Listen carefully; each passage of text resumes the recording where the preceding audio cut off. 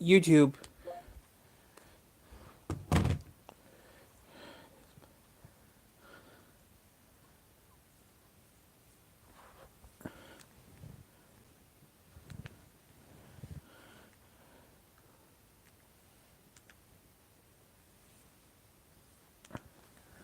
This so bland it's almost invisible electric car behind me is a Coda, and it's proud of it. Coda was an EV automaker that sold just 117 cars before going bankrupt in 2013. This car right here is number 65, and it's mine.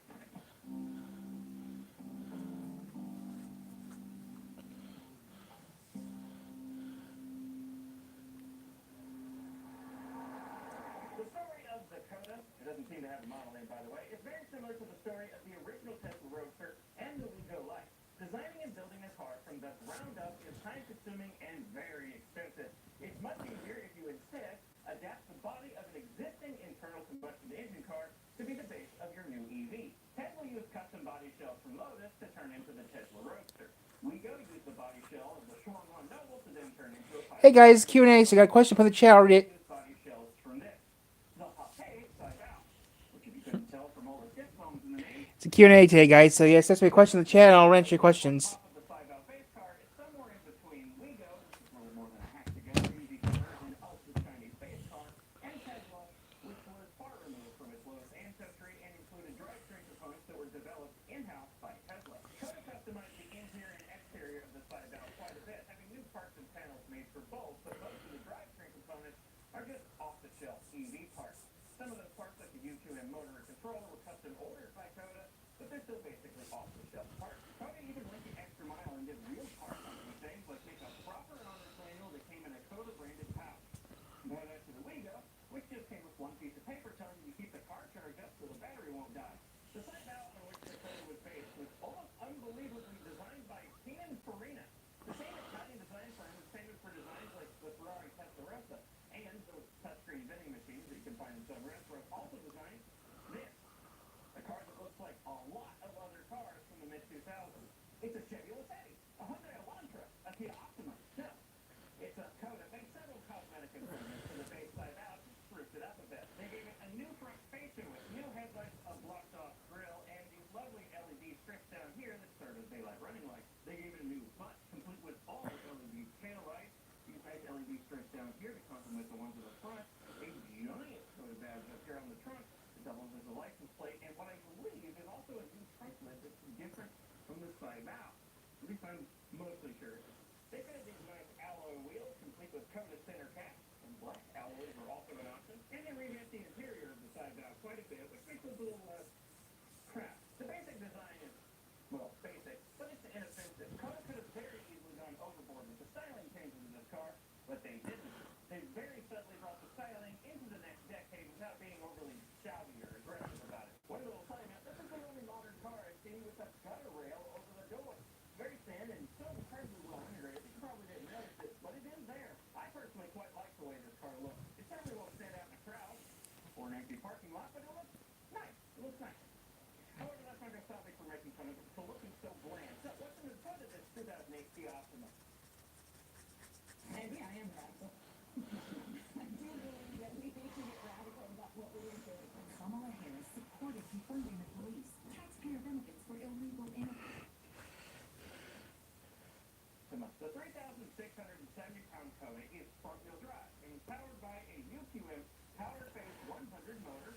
This one here producing a somewhat subdued 134 horsepower by 220 pound-feet of torque. Numbers that are rather convenient, let's say, because converted to metric, that's exactly 100 kilowatts and exactly 300 newton meters of torque. Those feel more like target numbers than actual measured output, but for simplicity's sake, I'll assume those numbers are accurate and move on. Regardless of numbers, you kind of feel a little diesel-like when it's accelerating. Self and noise are guaranteed, obviously. That's about the best way I can think of to describe it. This is so much sprint as it hustles. You won't want any races, but acceleration is totally up to it. Like all of our electric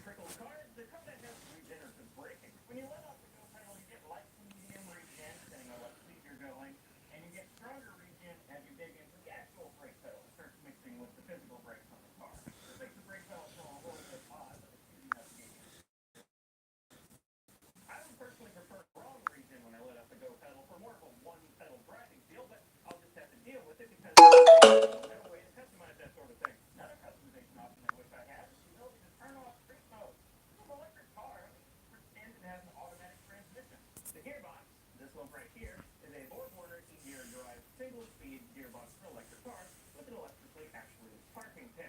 As I said earlier, most of the EV components under here are just off-the-shelf EV components, and most of them are made in the U.S. If you care about that sort of thing. As far as actual brakes go, the Kona has discs in the front and drum brakes in the rear. Drum brakes? Yes, drum brakes. Was I not clear? No. The battery pack, the meat and potatoes of the operation in the Kona is a 333-volt nominal LiFePO4, that's lithium iron phosphate battery pack with a capacity of 31 kilowatt hours. And each one of those LiFePO4 cells looks like this. Kona was in the process of developing a larger 36 kilowatt hour battery pack that they were going to offer as an option. That option never made it to market before the company went memories out. Charging time on the Level 2 charger is roughly 8 hours. The window sticker says 6 hours, but I've been charging it as closer to 8. On Level 1 charging, however, it's well over 30 hours, closer to 2 days. For better battery life and longevity, this battery pack is actively heated and cooled. Compare that to a Nissan Leaf, which is not. There's a separate air conditioner and heater just for this battery pack. And this battery pack is air-cooled and heated. Theoretically, having a heated battery pack will increase your range in colder weather. But the battery pack heater in the Kona is a large, resistant electric heater, like this one here, that draws several kilowatts of power. And if that wasn't bad enough, this is not heating the battery pack up directly. This is a coolant heater.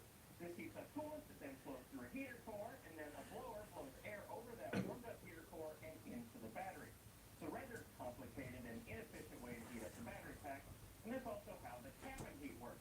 Now, I don't know why the cap and heat's set up like that, but the battery pack heat is set up like that to keep coolant out of the battery pack, because in the event of an accident, theoretically, you don't have coolant mixing with your battery, and it'll sparky and cause fires and such.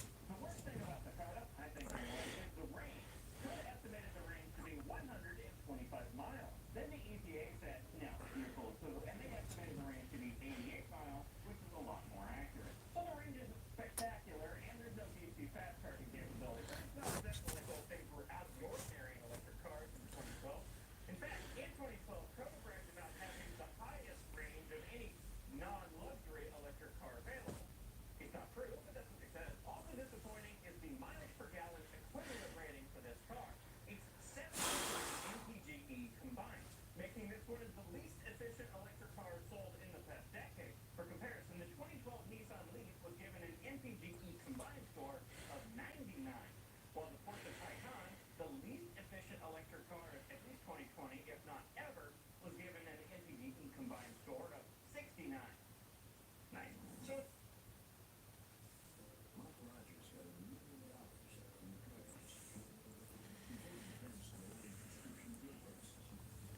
Like I said, today's a Q&A, guys. You got a question? Put it in the channel, answer it.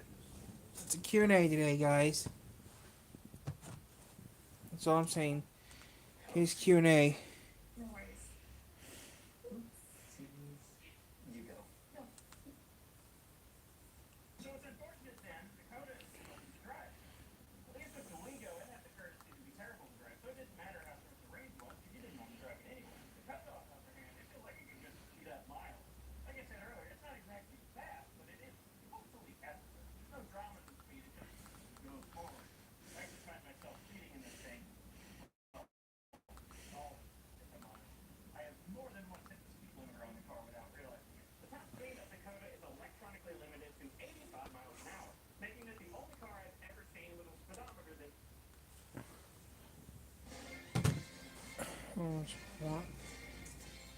Come here, baby. Come here, baby. Come here. Hello, everyone, and welcome to Ed Sonorigi's World Tour. Since I've just been released from a North Korean prison, I'm ready to roam the world again. These 5 episodes are all about visiting countries that are not Japan, the U.S., or a well-known European country, and shine a light on the history of this country's car industry. And this is the last destination, number 5.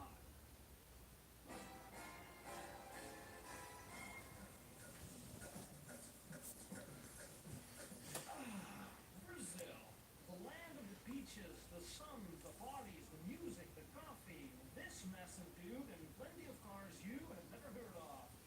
Welcome, everyone, to episode 28 of the Automotive History Series, and the last part of the World Tour, where I'm going to party my way through the carnival that's the Brazilian car industry. Brazil,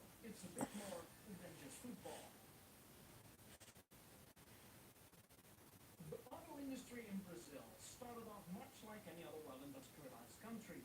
At the turn of the no, it's actually not. The Brazilian car industry is a late bloomer.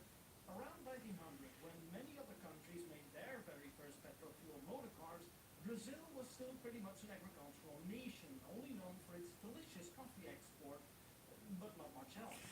The Ford Motor Company was among the first car makers to arrive in Brazil and set up an assembly plant as late as 1919 in Sao Paulo, which became the motor city of Brazil. But all the parts needed for construction were imported from overseas. General Motors followed in 1926 with a Chevrolet assembly plant.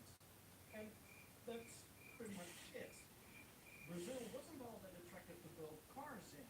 It was presumed that the iron and steel was to be of subpar quality, and that the Brazilians only knew how to brew a nice cup of coffee, and not much else.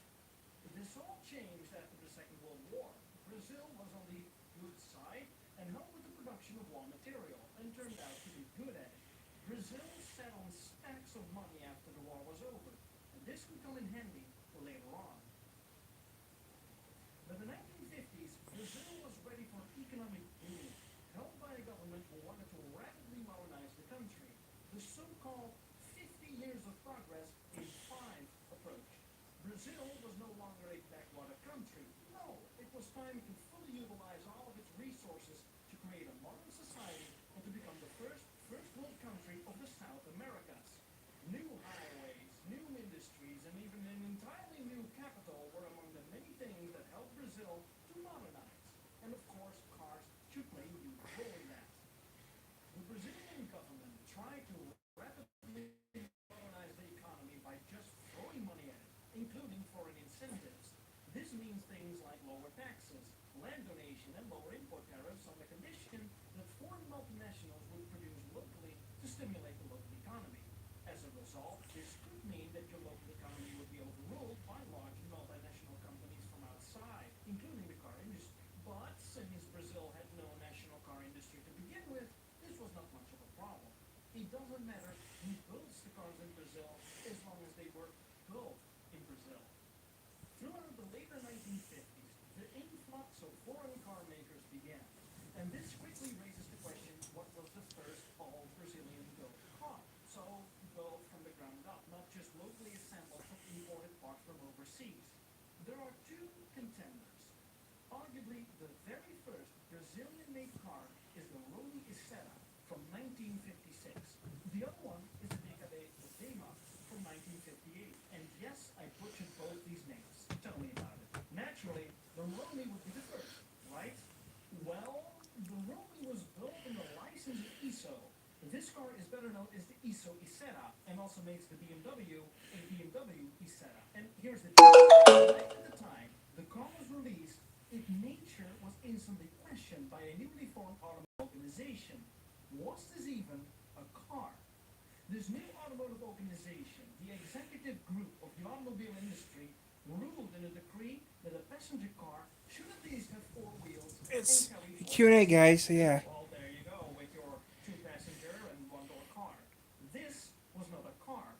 This was a microcar. And because of this, could not get access to government funds. And so this automatically puts the DKB Supposed to the chat, guys. I'll read it. Brazilian built car, if you agree with the definition that the Rony is not a passenger car, but a microcar. The DKB Weymouth Bell car was a Brazilian spin-off of the German DKB Sonderklasse and adjusted to the local conditions. For instance, it had no heater. What a surprise. More companies follow. Toyota entered the Brazilian market in 1958 with their off-road vehicle, the Land Cruiser. And when I'm talking about off-roaders, American car company Willys already sold Jeeps in Brazil. Willys also sold passenger cars back in the USA, like this Arrow, but Willys was on the decline anyway. And whereas Willys vanished in the United States, the Arrow was given a second life over in Brazil under various model names, all the way until 1971. Wow. The French also arrived. Through Willys, Renault sold the Dauphine as a rebadged Willys model, and Simca arrived in Brazil in 1958 with the Simca Vedette, locally known as the Chambord. Lastly, Volkswagen entered the Brazilian market in 1953 and started to produce the Volkswagen Beetle locally in 1958. And surprise, surprise, the Beetle became a cult classic in Brazil, nicknamed the Fusca, and quickly became the best-selling car in the country for over 20 years. What a surprise. By the early Beetle in 1960s, Brazil. the future was That's a looking good one. bright. Plenty of car companies erected factories in Brazil, and the industry started to feel frisky by venturing into the sports car market. Volkswagen started it all by offering the sporty sister of the Beetle, better known as the Camangia, in 1962. Alpine, closely related to Renault, already offered the A108 in Europe, but through Renault, who had a business connection with Willys, its Brazilian cousin was born, the Willys Interlagos, Brazil's very first sports car, also in 1962, and Willys/Renault's answer to the Karmann. Italian Alfa Romeo also had a slight presence in Brazil through a partnership with F&M, Fábrica Nacional de Motores. The Alfa 2000 was rebadged into the F&M 2000 and became Brazil's most expensive and luxurious car built at the time. Lastly, numerous small-time companies appeared from England, with one company being the most notable, Puma. Puma was a 100% Brazilian effort to enter the sports car market and kick Willys Interlagos' ass at the races, with the very first model later released to the public, the GT, in 1966. By the mid-60s, Brazil entered tumultuous times. The whole 50 years of progress in 5 approach turned out to be good to be true, with hyperinflation as a result. In the meantime, an all-out shopping war had broken out in the Brazilian car industry. After making the uniquely Brazilian Esplanade, Simca was bought out by Chrysler, so that Chrysler could get a foothold in Brazil and compete with General Motors and Ford. Simca was bought in '66 and now featured a subtle badge saying built by Chrysler, but by 1969, Simca was fully replaced. Volkswagen went on to buy out DKW in Europe, which resulted in, there we go again, DKW Wehrmacht ceasing operations, and the factory that formerly made DKWs switched to making Volkswagen 1600s. Ford, in the meantime, gained a controlling interest in Willys, who was working with Renault to create a new car. Before the development was finished, Ford took over Willys, and the car became known as the Ford Corcel, a uniquely Brazilian model with French roots, as it was almost a Renault 12 underneath. Ford expanded heavily into different market segments.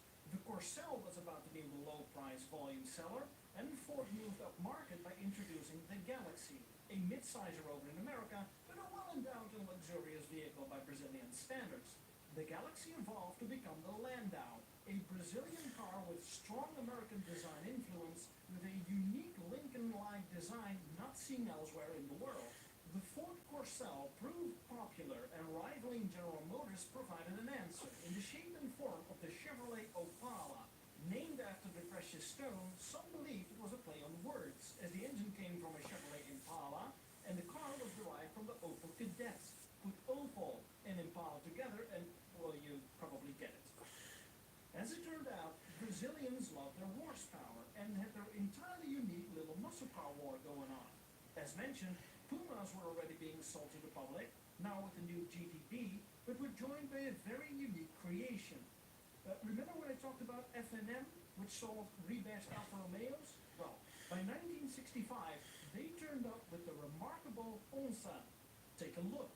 The front end is Alfa Romeo, but the rear end is heavily inspired, if not copied, by the Ford Mustang. Yep. And I think it just looks awesome. A Euro front American butt. If you ever wanted to know what a European Mustang would have looked like, well, here you go. Chrysler also stepped into the craze with the Charger. No, not this Charger. Wherever they could, they applied the Charger name, and in this case it was applied to the Dart model, which was introduced as a replacement of the Simca models after the buyout. By the early 70s, Brazil was under military rule, and how the country was doing was a matter of perspective. After all the mergers and buyouts, the car industry was still doing great, cranking out 500,000 cars annually. The economy was doing very good, better known as the Brazilian miracle, but massive inflation and huge debts were lurking in the shadows, as the whole economy was based on the import and use of oil. And this all changed with the oil crisis of 1973. The sudden increase of oil prices revealed the massive national debts, and the auto industry was directly affected by this. To combat the oil crisis, the Brazilian government came with an entirely unique idea. Let cars run on alcohol instead of petrol. Huh. The National Alcohol Program was put into place, and by 1983, 99.5% of all vehicles sold were fueled by alcohol. The alcohol, or really ethanol, was extracted from sugarcane, not the rarest plants to grow in Brazilian soil. It's from here on out that the muscle car war was over and the Brazilians embraced the small, fuel-efficient people's cars that preferably ran on alcohol and had European engineering. Car makers had to adapt or die. Chrysler died, as the Dart with its rumbling 6- and 8-cylinder engines became unattractive, and Chrysler was struggling anyway, so they left Brazil. Chrysler was among the first to offer alcohol-fueled car, a rebadged Hillman Avenger, but the car itself was badly made, further hurting business.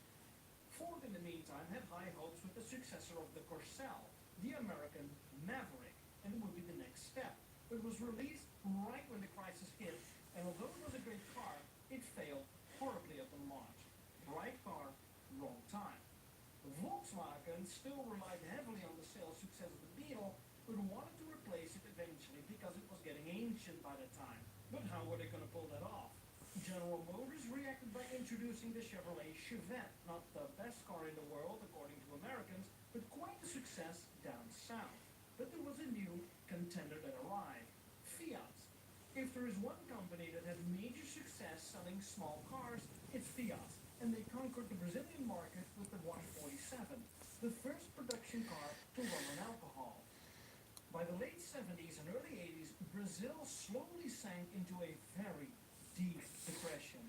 The energy crisis of 1979 wasn't helping either. Brazil had the largest debt of any country in the world. The 80s are remembered as the lost decade. The car industry introduced new models, but new is an elastic concept. Usually the body panels were new, but underneath the car still made the exact same sound they would do back in the 1960s. Volkswagen found a new replacement for the Beetle. They imported Volkswagen Golfs, but the cars lost the F during shipping. Thus, the Volkswagen Golf was born. I'm kidding, of course, but the Golf was here to stay. Ford, in the meantime, had trouble staying alive as they were holding on too long to the models that didn't actually sell all that well, and were too stubborn to change it to cars that Brazilians actually wanted, mainly the European models. Volkswagen and Ford eventually agreed to form an alliance, Auto Latina, a joint venture which mostly worked in favor of Volkswagen.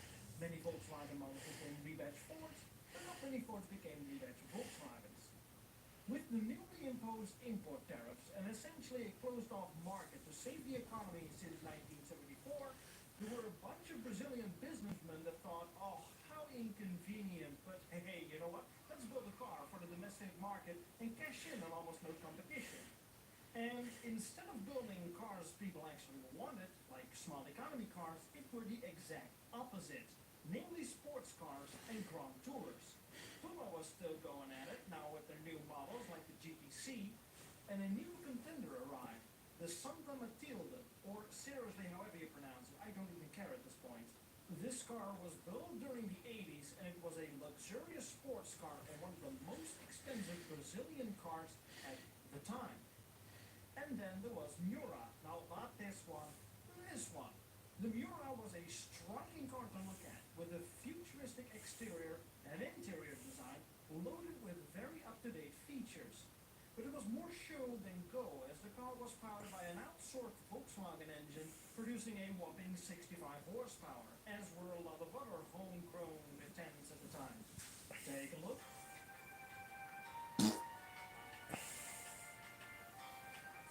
Still, it made the car look cool and at the same time somewhat affordable to own. The Miura became Brazil's best-selling sports car until the 1990s, when the company stopped making cars. Because the 90s saw a reopening of the market. As part of the Real Plan of 1994, the heavy import tariffs were lowered as part of privatization of the Brazilian economy, and a new wave of car makers started to pour in. And this was a much-needed move because as a result of the closed economy, Many Brazilian-made cars look like they still belong in the 70s. Import boomed. Rich folks bought the latest Audis and Ferraris, and many Asian brands gave a shot at selling small economy cars. Toyota introduced the Corolla, and Honda tried with the Civic. French cars also returned to Brazil, with Peugeot selling the 206 and Renault the Clio. GM also had quite a success selling European models as rebranded Chevrolets, like the Opel-sourced Cadets, Astra, and Vectra. But it was Fiat that was the real winner. Fiat only entered the market in the 1980s, but managed to move itself into second place by the early 2000s with its greatest hits, like the Fiat Tipo. Volkswagen still proves to be popular with the compact Gol model, a worthy replacement of the Beetle and a consistent #1 seller in the country in the 2000s. Today, the Brazilian car industry is still going strong with only a minor dip last couple of years because of the COVID pandemic. And good news, there is once again room for a Brazilian-made car. The most notable is Troller, maker of the the Pantanal, a pickup truck, and the T4, an off-roader. The future of Troller is a bit uncertain, as they were bought by Ford back in 2007, and Ford now has plans to leave the Brazilian car market for good. Who knows what future lies ahead for Brazil and its many interesting cars. So, this was the last part of the World Tour series. It was a very interesting ride and gave me some very insightful information on how certain car industries operate. The car industry is a reflection of time and place, influenced by external affairs and political choices, a cat and mouse game of import tariffs and overprotected economies. I hope you enjoyed it, as I now shall return to our regular schedule, meaning mostly American topics from the 50s, 60s, and 70s. But don't worry, even if your country wasn't featured in this 5-part series, then it will be in the future. I still have some 190 more countries to go.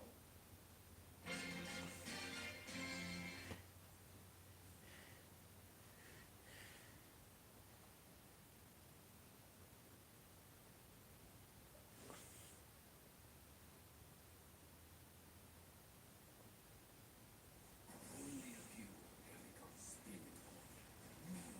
All without fear. No without evil. We are spirit born.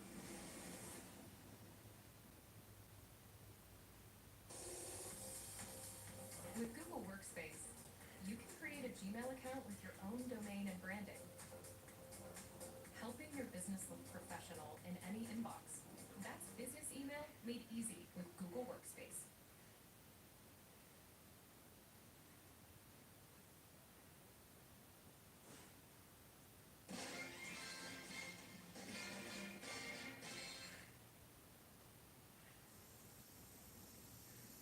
I'm Bob McNamara, Group Vice President in charge of the car and truck division of the company. Best wishes for success. 3 ingredients which will determine financial success for you and for us. An outstanding product at a competitive price. Examination of the outlook for the automotive market for 1958. And a strong market for our products and far too little attention to the selling of product and service to the customer. Here then lies the great competitive opportunity for you and for us. So we know that the Edsel division and its dealers will grow and prosper. It's one of the most rewarding ventures in automotive history. It's one of the most rewarding ventures in automotive history. It's one of the most rewarding ventures in automotive history. It's one of the most rewarding ventures in automotive history.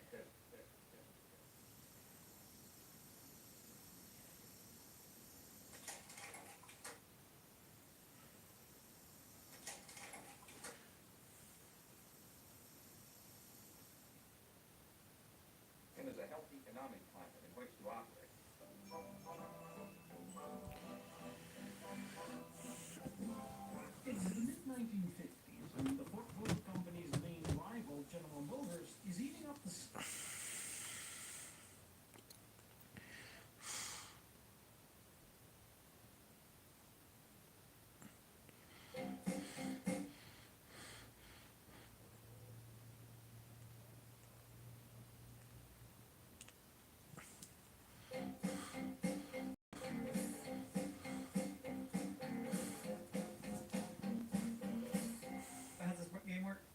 attackers.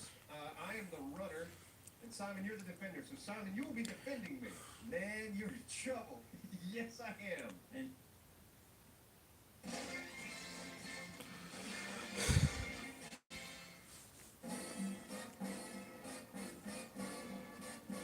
Hello, everyone, and welcome to Ed Zotter Review's World Tour. Since I've just been released from a North Korean prison, I'm ready to roam the world again. These 5 episodes are all about visiting countries that are not Japan, the US, or a well-known European country, and shine a light on the history of this country's car industry. And this is destination number 1.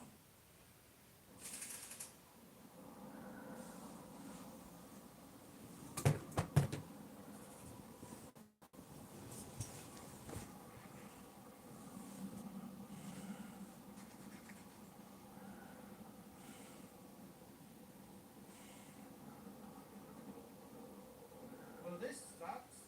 Well, it does, because let's get the clickbait out of the way. There is no car industry in Antarctica. What do you expect? And that leaves us with another question. Are there any cars or vehicles on Antarctica? Can you drive on Antarctica? Are there any traffic rules? Welcome everyone to episode 24 of the Automotive History series, where I'm slowly sliding on thin ice to find out the answers for you. The first discovery and landing on Antarctica was in a time when the car wasn't even invented yet. Around 1820, several expeditions claimed to be the first to set foot on the giant ice continent, although it would still take an additional 50 years before the first concept of what we now call cars were invented.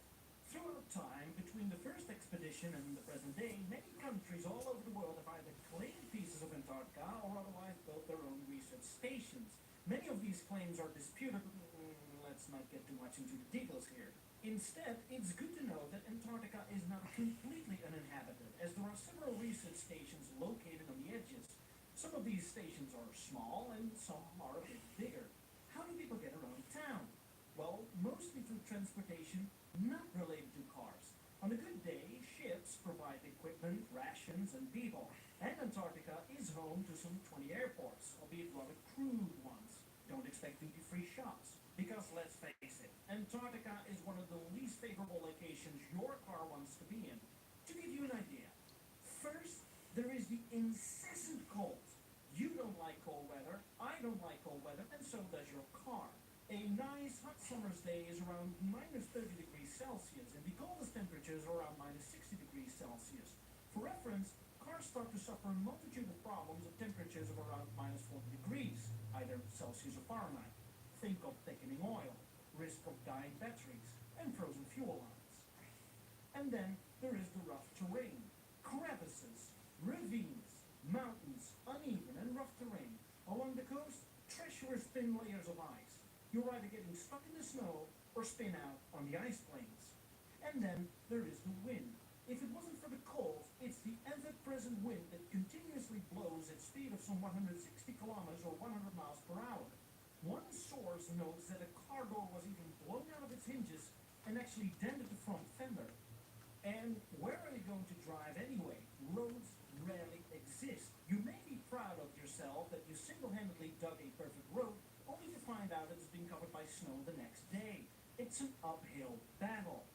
Still, this didn't keep people from trying. Here is an overview. Before cars, mostly our own 2 feet, and huskies were the main mode of transportation. Horses were pretty useless because of the temperature and are too heavy for the snow, but huskies will do fine. One of the first attempts to joyride in the never-ending ice plateaus was around 1907. A man named Ernest Shackleton was appointed to lead a British expedition to the South Pole and chose to introduce motor traffic to the local penguin population by taking a 1907 Errol Johnston along with him. The Errol Johnston was a 12 to 15 horsepower air-cooled and alcohol-fueled car that was going to be the billboard for the up-and-coming Scottish car industry. The car was given away for free as a promotional stunt. Because, hey, this was downright cheating. Polar exploration made easy. Get to the coast, fire up the engine, drive to the South Pole, plant a flag, and get home before tea time. How hard could it be? Quite hard, actually, because if today's cars are suffering in these conditions, imagine a car from 1907. Now, the Errol Johnston already had the credentials as being the first off-road car in the world before hitting the ice but it was a disaster. The car was in no way prepared for Arctic driving. It still had normal tires, which were rubbish even in normal conditions. Eventually, the car was used for just driving as far as possible until getting stuck again and then turning back to the ship, and the rest of the men would continue on foot. Funnily enough, the engine did overheat a couple times during the trip, which is, kind of an achievement. In the late 1920s, there was another attempt to introduce motor cars on the icy continent. The second Wilkins-Hirsch expedition of 1929 took an Austin 7 that reportedly had 8 wheels and chains, but not much more is known about it. As it turns out, cars on Antarctica was a slippery slope, and the idea was frozen for a couple decades. Until, look at that, there they are, the Americans showed up. And in traditional American fashion, it was go big or go home. Introducing the giant Antarctic snow cruiser. Now, I could tell you all about it, but the YouTube channel Mustard did an excellent video with terrific visuals on it, so I highly recommend you to watch it instead of the trash videos I make. But to keep it short, almost everything the snow cruiser was designed for, mainly to combat and really conquer the icy terrain, were against it. It did not have proper tires, and the uneven weight distribution wasn't really helping either. Researchers eventually parked it and turned it into a mobile research station. Once again, Antarctica showed that it could even get the biggest machines on its knees. So let's try the humble approach. By the early 60s, it was Australia's try to make penguins get behind the wheel. Much the same way as the Errol Johnston story, a man named Roy McMahon was appointed to lead an Australian Arctic expedition. He was given the freedom to pick a car for driving around Mawson Station, and he turned to Volkswagen to ask for a free car. VW agreed, thinking it might be a good effort for PR purposes. And it was.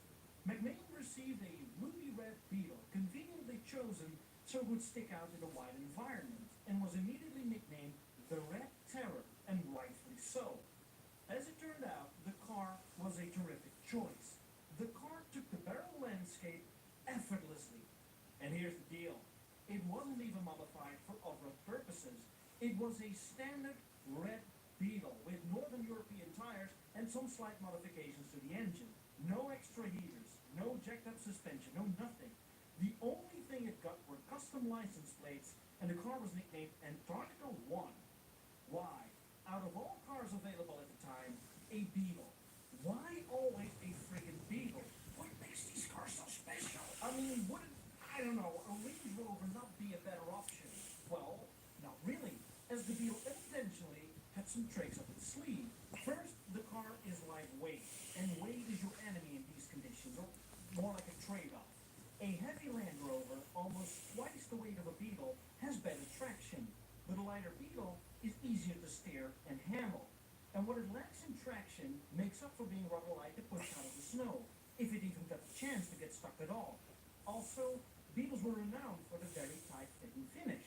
It was always tightly sealed, so no snow could enter the interior, and you could keep yourself somewhat warm inside.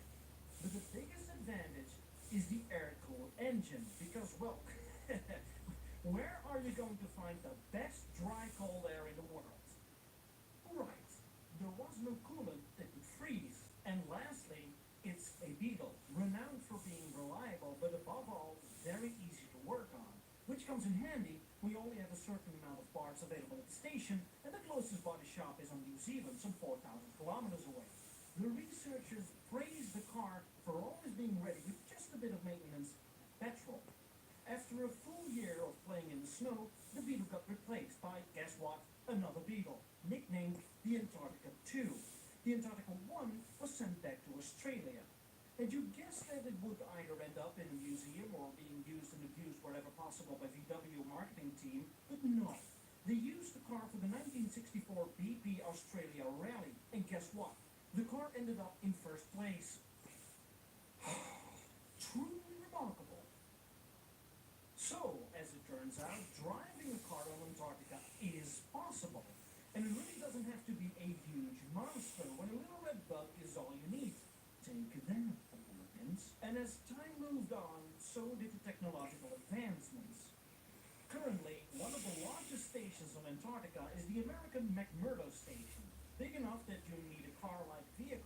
drive around the base and the surrounding area. What is the preferred vehicle of choice? Oddly enough, not pickups or SUVs, but vans. On McMurdo, people are being carried around in late model Ford E-Series vans. These vans can range from mildly customized with a fireplace and a water bed and a drink. Oh, sorry, that's the wrong episode. These vans can range from mildly customized with 4x4 setup to the so-called Ice Challenger, a 1996 Ford E-Series van with a 6x6 setup, 3.7-liter turbocharged diesel V8, air suspension, GPS communication, and a 20-speed transmission. It was determined to beat the so-called land speed record of reaching the South Pole from the coast of Antarctica. The van managed to do it in just under 70 hours of non-stop continuous driving. The old record was 24 days. Now, this van was specifically made for getting into the deep part of Antarctica. But as mentioned before, the normal E-Series vans are used to get around the base. Well, what if all the vans are taken? Introducing Ivan, the Terra bus. This beast is nothing more than a city bus, but made ready for anything but the city. It's a jacked-up bus that ferries researchers from the airport into McMurdo Station. It sits on a 6x6 setup with big, low-pressure tires. The bus is made by a Canadian company called Foremost, and they are not Antarctica exclusive. These so-called snow coaches are also used around touristy glaciers and high-altitude mountainous areas, such as in Canada. Foremost not only makes buses, but also a lot of other heavy-duty equipment for the Arctic. And that's what I want to end with. In reality, the car industry, or really the vehicles on Antarctica, is not so magical or sexy. Most vehicles aren't even cars, but a fine selection of heavy-duty equipment. Think of snowmobiles, heavy-duty machinery, snow plows, tractors, bulldozers, and snow coaches. Much of these machines are old, but not useless. In fact, they are quite useful, as they require a minimum of maintenance since they are rather simple in their design. It does not have to be cutting-edge technology. It just needs to work. Alright. I'm getting cold. And I'm going to hop on the Ivan the Terra bus, hit the airport, and take a flight to my next destination. Hopefully, where it's a bit warmer. You'll see.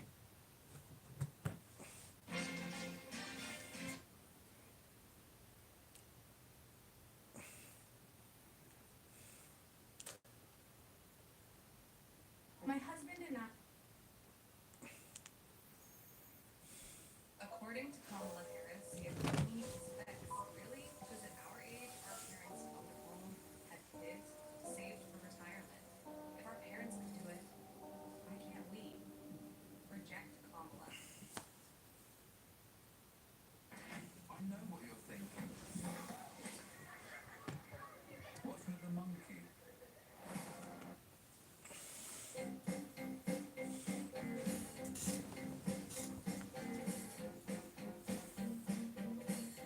How's this game work? You guys are the attackers. I am the runner.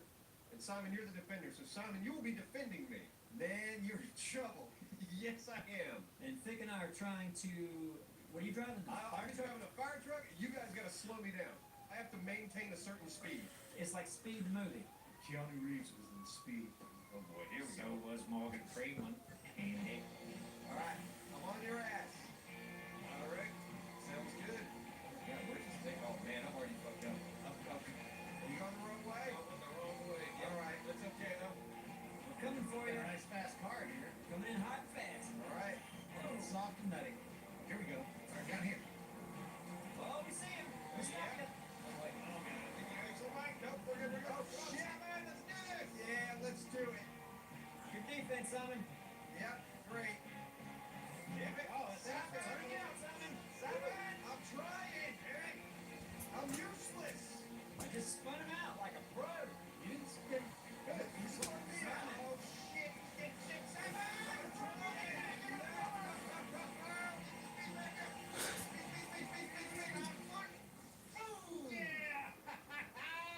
Yeah, I think I see a trend here. If you're with me, it's not so good. Simon, you and I are attacking the fire truck this time. Okay, I like that better. Where is the fire truck? behind your dick. I got your back. Yeah, don't know where the fire truck is. I'll be Simon. All right. Damn it, Simon. It's okay. Damn it, Simon. You're gonna be hearing that. Oh, here they come. They're getting close. Not they. Aptra. Oh, look at that. Okay. Oh, he's coming up behind you, Dick. Come on, Vic. Oh, shit, I just got a car. Damn it. Sorry, I was looking behind me. Skate. Skate, Aptra. Don't you skate. Skate. Don't you skate. Simon, take Neves out. I'm trying. Which one's Neves? He's in the white car. I'm in the black car. Oh, you never saw that move coming. Did you, Simon? He's in the black car. Yeah, take out the black car, Simon. That's me. Come on, Simon, we gotta get in front of him. All right.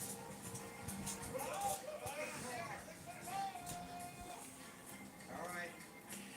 Coming up on you. Get him, Simon. I'm trying. Oh, crap. Simon, he's all clear. Let's blow this thing and go home. Oh, slow it down. Get in front of it. All right, well, I just tried. Come on, baby. Woo. Yeah. There we go. That was something. Here we go. Get in front of me. Oh, yes. Tough out, baby. Damn it, Simon. Come on. You can be my wingman any day. I'm getting in front of him, and you got in front of him on the other side. Here we go. Damn it, Simon. Yeah. All right, well, I'm done. Keep going, Dick. Keep going, Dick.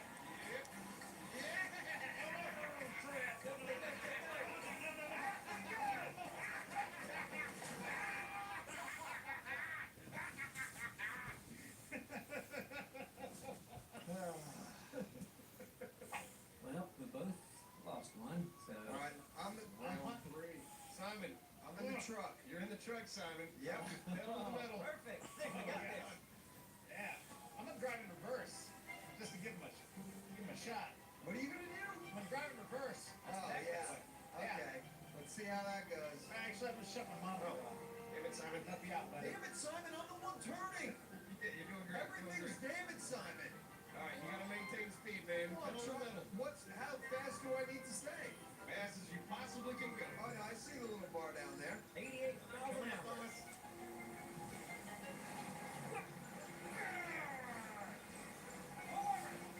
Yep. Come on, Simon. I'm pulling There over. you go. I got your ass. All right. You can be useful. Oh, thank you, sir. Give me the boost.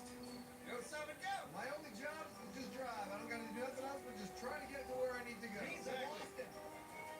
Huh? Go up. Oh, what? Pull over.